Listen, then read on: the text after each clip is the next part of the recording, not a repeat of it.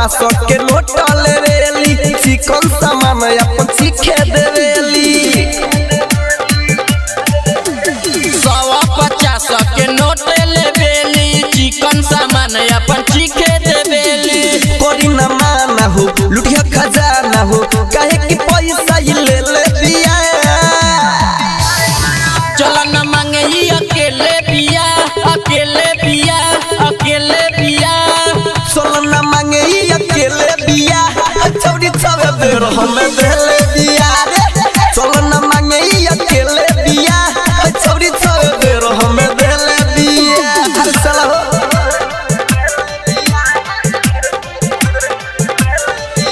Music director Amit Panchal.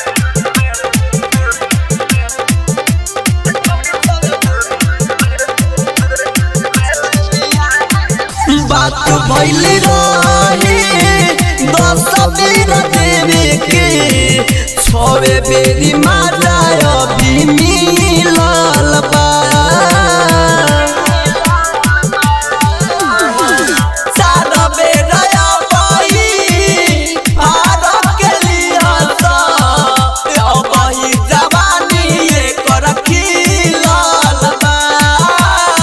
सुनो रे भाई लिहल जाई बहुत दिन के ये देले बिया चला न मांगे ही अकेले बिया चल न मांगे ही अकेले बिया चौड़ी छवे बेर हम देले बिया रे चल न मांगे ही अकेले बिया चौड़ी छवे बेर हम देले बिया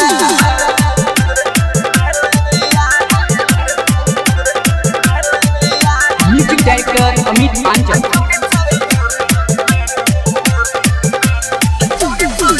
कुंदन अमित के हई गोर पिछौली पूरा दिमाग पगलइले बा पहिले ही पैसा लेके छौरी सूरज सूर्य से धोखा कइले बिया छोरे नया हाजू सुनो ये राजू छौरी करत ई खेले बिया चला न मांगे ही अकेले बिया चल न मांगे ई अकेले बिया